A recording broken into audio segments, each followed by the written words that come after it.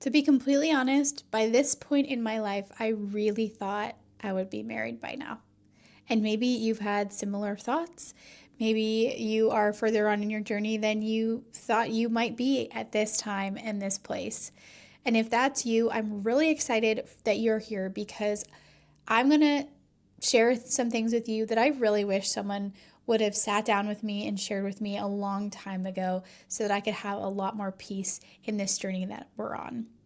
If we haven't met yet, hello, my name is Laura Jean. I'm the founder of Let's Be Saints Co., where I really help young Catholics become who they were created to be, especially as they navigate singleness and this dating world that we find ourselves in. This video is sponsored by the Single and Thriving Masterclass, which is a live masterclass that designed to help you become the person who can attract your future spouse in the next 28 days without being on all the apps. It's a live experience designed to help you stop feeling stuck in this season and start stepping into the life that God created you to live by inviting you to start today. If you've ever wondered what to do while you're waiting for your vocation to unfold, this is for you. Now, I want to be really real with you. I really thought by this time I would be married, and not because I had like a very particular plan, but more so because I went to a Catholic college where a lot of people were meeting their spouse, getting married in or just after college. And, people around me, my siblings, my friends, all were finding their people.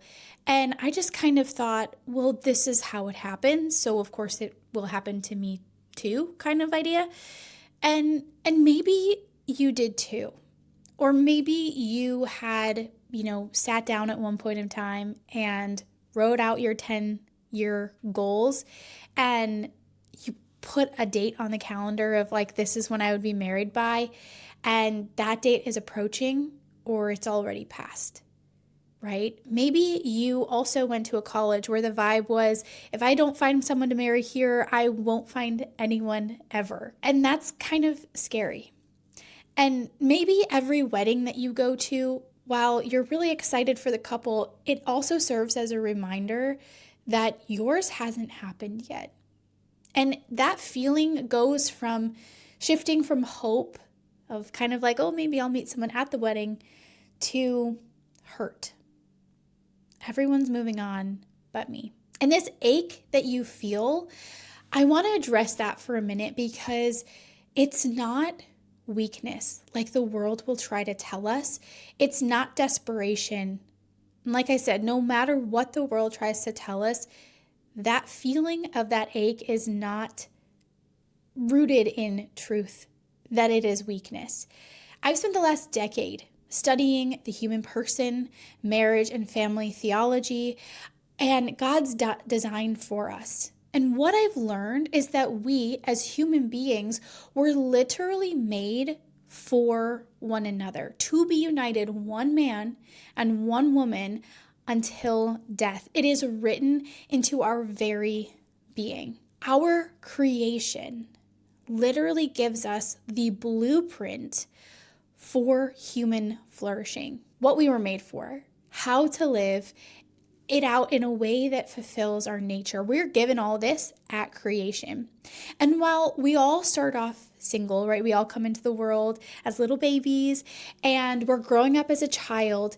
There is a point at which we are in search of our partner, right?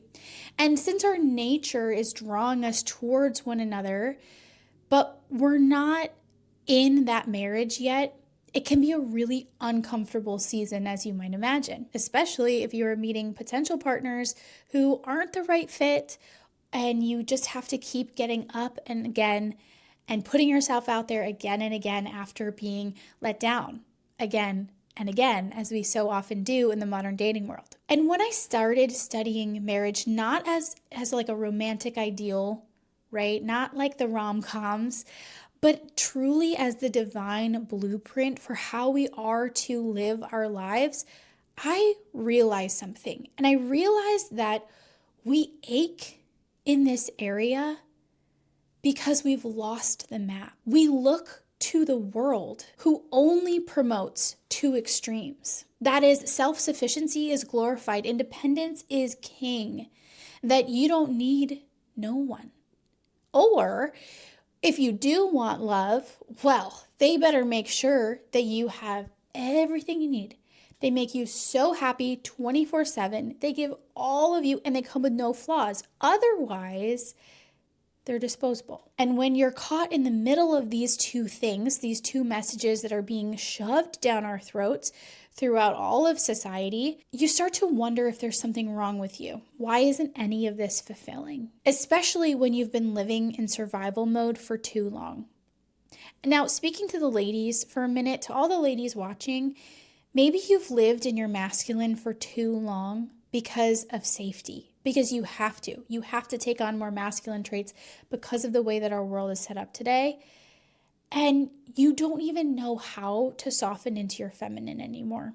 And let's face it, you won't until you have this level of safety around you where you can sit back and relax into your feminine. And this won't happen until you feel safe enough. Now, dating feels harder now, maybe more than ever. And because we're aware of how much is at risk, because it's no longer just a game, it's your whole life and your whole future. And we know that because we're missing it. And so it becomes so much stronger in our minds. And so instead of looking to the world, who gives us these false ideas, I dove into the writings of the church. I dove into the writings of John Paul II, the theology of the body, the anthropology of love. And what I discovered is that marriage isn't just a nice idea. It is the natural end of how we were created. But we have inherited a culture that devalues marriage, that doesn't teach us how to date, that encourages self-protection instead of self-gift, that leaves us confused about how to prepare for the love that we desire. And that's where so much of the pain comes from, because what we want is real, and we've been given no tools to achieve it. We have to return to the blueprint. That is the answer. We were made for union. We were made for love, for the kind of relationship that mirrors the gift of God Himself. I saw this ache in our hearts, and it's not something to ignore or numb like a lot of the world might tell us. It's really an echo of Eden.